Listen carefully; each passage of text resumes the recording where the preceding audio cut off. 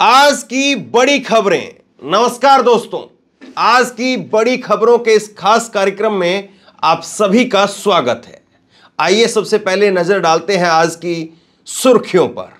2024 चुनाव में बंगाल, बिहार, महाराष्ट्र, पंजाब में भाजपा की हो सकती है हार। एबीपी न्यूज सी वोटर का 2024 लोकसभा चुनाव पर आया सर्वे। ओपिनियन पोल में देश के 5 राज्यों को लेकर चुनावी अनुमान लगाया गया। पेटीएम ने नौकरी से 1000 कर्मचारियों को हटाया। गूगल, फेसबुक, एप्पल ने भारत में रोकी भर्ती। एआई की वजह से जारी नौकरियों में छटनी। बीजेपी ने किया भगवान राम का अपमान। बीजेपी ने भगवान राम पर किया विवादित पोस्ट में पीएम के आगे राम के कद को दिखाया छोटा। मध्य प्रदेश में मोहन यादव मंत्रिमंडल का विस्तार हुआ। नए मंत्रिमंडल में 28 विधायकों ने शपथ ली।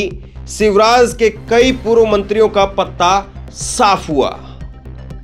मोटिवेशनल स्पीकर विवेक बिंद्रा हो सकते हैं गिरफ्तार। पुलिस जांच के लिए पहुंची सुपरनोवा सोसाइटी। विवेक बिंद्रा की एफआईआर में पुलिस जोड़ सकती है नई धाराएं। सबसे पहले आज की सबसे बड़ी खबर, बीजेपी को लेकर के एक सर्वे सामने आया है 2024 के चुनाव को लेकर। एबीपी न्यूज ने अपने सर्वे में बताया है कि बंगाल, बिहार, महाराष्ट्र और पंजाब, इन राज्यों में बीजेपी को लग सकता है बड़ा झटका। इन राज्यों में बीजेपी हार सकती है। इंडिया गठबंधन की वजह से बीजेपी को बड़ा नुकसान होता हुआ दिखाई दे रहा है। जानिए किस किस राज्य में बीजेपी को कितने सीटें आने का अनुमान है। वहीं इंडिया गठबंधन को लेकर के क्या कुछ तस्वीर निकल करके सामने आ रही है, जानिए सब कुछ हमारी इस खास रिपोर्ट में।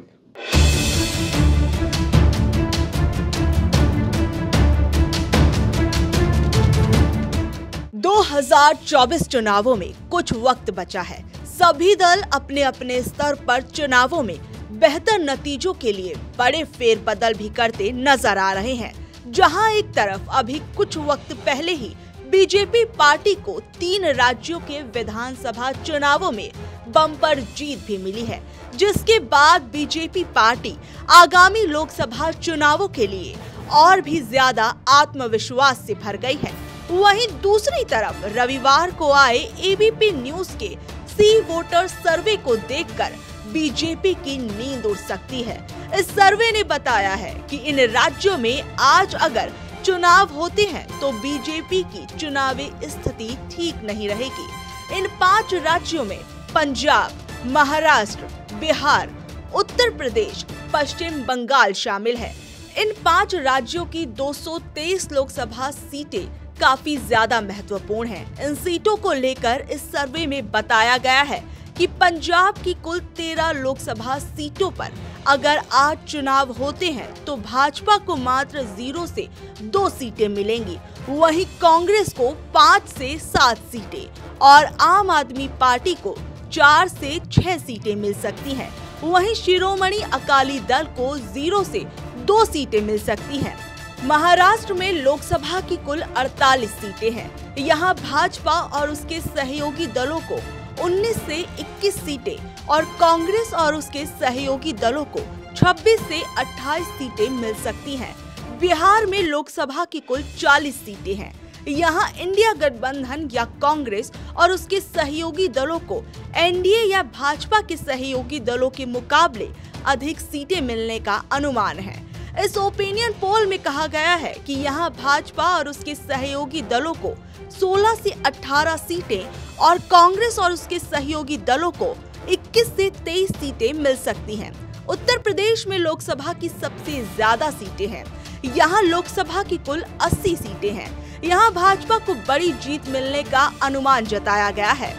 इसमें कहा गया है कि उत्तर प्रदेश में एनडीए को 73 से 75, कांग्रेस और समाजवादी पार्टी के गठबंधन को 4 से 6 सीटें और बीएसपी को 0 से 2 सीटें मिल सकती हैं।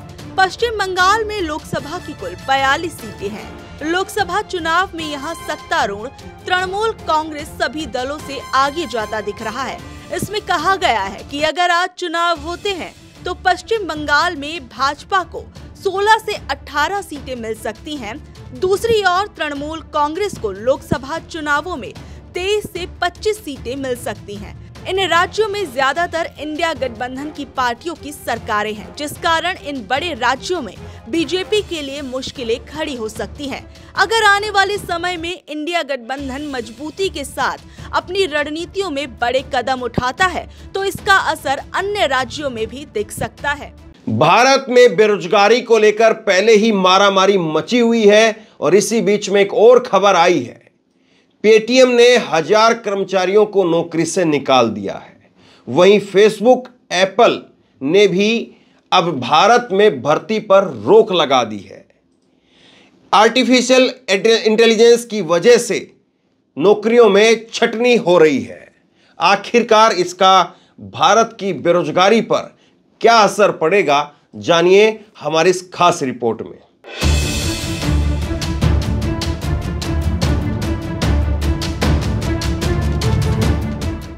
जहां एक तरफ वैश्विक अर्थव्यवस्था आर्थिक मंदी का सामना कर रही है, ऐसे में आर्टिफिशियल इंटेलिजेंस के दौर में बेरोजगारी की समस्या पनप रही है। कई बड़ी कंपनियों ने अपनी निर्भरता आर्टिफिशियल इंटेलिजेंस पर बढ़ा दी है, जिसके बाद से एक बड़े स्तर पर कंपनियां कर्मचारियों की छटनी कर रही हैं। ऑनलाइन पेमेंट ऐप पेटीएम ने अपनी कई डिविजन्स में कम से कम 1000 कर्मचारियों को निकाल दिया है, क्योंकि कंपनी कर्मचारियों की लागत में कटौती करना चाहती है। पेटीएम प्रवक्ता ने बताया, हम दक्षता बढ़ाने के लिए AI पावर्ड ऑटोमेशन के साथ अपने ऑपरेशन को बदल रहे हैं। इस वजह से कर्मचारियों की संख्या में थोड़ी कमी आई है। बता दें, AI टेक्नोलॉजी का इस्तेमाल करके कई कंपनियां अपनी लागत को घटाने में लगी हैं। वहीं इन छटनियों का सबसे बड़ा असर भारत पर पड़ेगा, क्योंकि इकोनॉमिक टाइम्स की एक रिपोर्ट में कहा गया है कि गूगल और अमेज़न समेत 6 बड़ी टेक कंपनियां जल्द ही भारत में नियुक्तियों पर रोक लगाने वाली हैं। इकोनॉमिक टाइम्स ने कहा है कि गूगल और फेसबुक जैसी कंपनियां IT क्षेत्र के कर्मचारियों के लिए सबसे अधिक मांग वाली कंपनियों में से कुछ हैं, लेकिन इन कंपनियों की जल्द ही भारत में पूरी तरह से भर्ती पर रोक लगाने की संभावना है। इन कंपनियों की अभी के समय में एक्टिव अपॉइंटमेंट अपने सबसे निचले स्तर पर है। भारत में तो ये संख्या 98% तक कम हो गई है। विशेष रूप से टेक कंपनियां ग्लोबल आर्थिक मंदी से सबसे ज्यादा प्रभावित हुई हैं, क्योंकि उनका सबसे ज्यादा राजस्व अमेरिकी अर्थव्यवस्था के साथ जुड़ा हुआ है। क्योंकि इस वक्त वैश्विक अर्थव्यवस्था के हालात काफी ज्यादा बुरे चल रहे हैं। भारतीय जनता पार्टी ने एक विवादित पोस्ट किया है, जिसमें भगवान राम को प्रधानमंत्री से छोटा दिखाया है। इसको लेकर के चौतरफा आलोचना हुई। आखिरकार बीजेपी को अपना पोस्ट डिलीट करना पड़ा। जानिए कांग्रेस सहित तमाम अन्य पार्टियों ने इसको लेकर के क्या कुछ कहा और इस पोस्ट के जरिए बीजेपी क्या कहना चाह रही थी और आखिरकार बीजेपी को यह पोस्ट क्यों डिलीट करना पड़ा।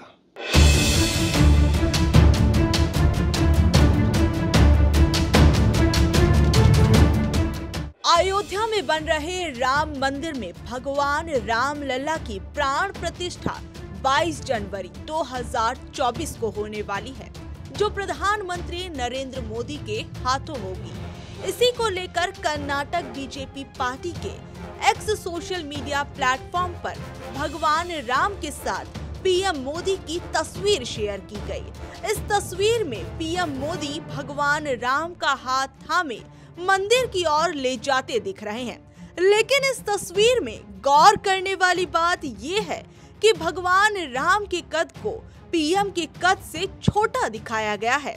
इस तस्वीर के पक्ष में अपना तर्क देने वाले कह रहे हैं कि इस तस्वीर में भगवान राम का बाल स्वरूप दिखाया गया है, लेकिन क्या किसी भी रूप में भगवान राम के कद के आगे इंसानों के कद को बड़ा दिखाना हिंदू भावनाओं के साथ खिलवाड़ नहीं है?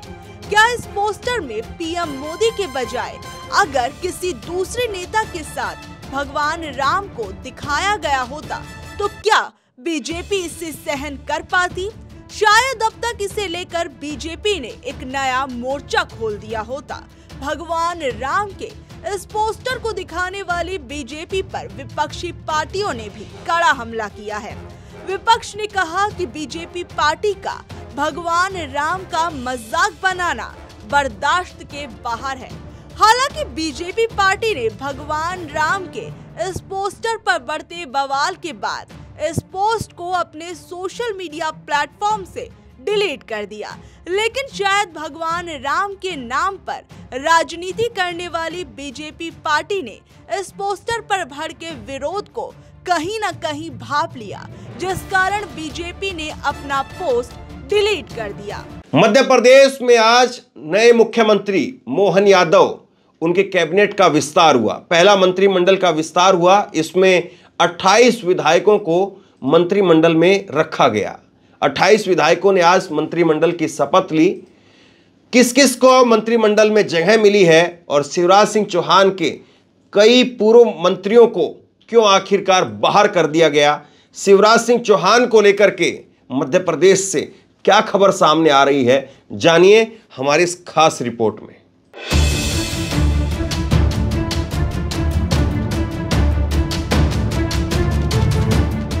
आज बीजेपी पार्टी ने मध्य प्रदेश में अपने मंत्रिमंडल का विस्तार किया है। शपथ लेने वाले 28 मंत्रियों में 18 कैबिनेट, 4 राज्य मंत्री और 6 राज्य मंत्री स्वतंत्र प्रभार के हैं। बीजेपी को एमपी चुनावों में बड़ी जीत दिलाने वाले शिवराज सिंह चौहान को पहले ही बीजेपी पार्टी ने अलग थलग कर दिया था। वहीं अब नए मंत्रिमंडल में कई बार अपनी जीत दर्ज कराने वाले शिवराज सिंह चौहान के कई करीबी विधायकों को पार्टी ने अपने मंत्रिमंडल में जगह नहीं दी है। नई कैबिनेट में पूर्व मुख्यमंत्री शिवराज सिंह चौहान के बेहद करीबी माने जाने वाले भूपेंद्र सिंह को इस बार कैबिनेट में जगह नहीं मिली है। इससे पहले भूपेंद्र सिंह शिवराज सरकार में कई बड़े मंत्रालयों की जिम्मेदारी निभा चुके हैं।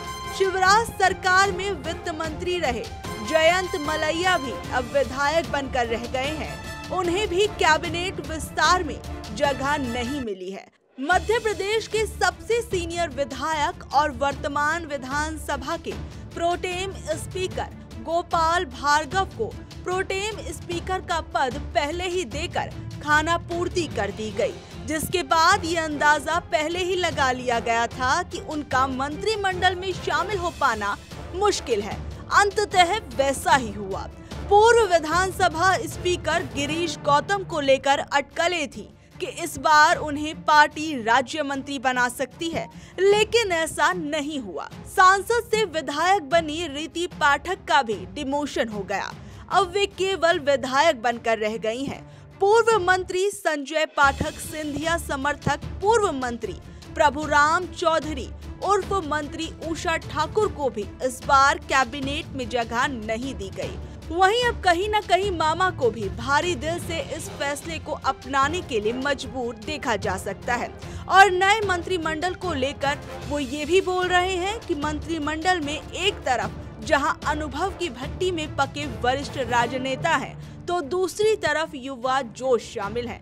अब भले ही ये तर्क दिया जाए कि पार्टी ने आने वाले लोकसभा को ध्यान में रखकर कई बड़े विधायकों का पत्ता साफ कर दिया, लेकिन कहीं न कहीं अंदर खाने की राजनीति मामा को फ्रंट लाइन की राजनीति से दूर करने की कोशिश करती नजर आ रही है। Motivational speaker doctor Vivek Bindra गिरफ्तार हो सकते हैं। पुलिस एफआईआर में कई बड़ी धाराएं जोड़ सकती है और पुलिस की जांच अब उनके घर तक पहुंच गई है। विवेक बिंद्रा को लेकर के क्या कुछ अपडेट निकल करके सामने आ रहा है, जानिए हमारी इस खास रिपोर्ट में।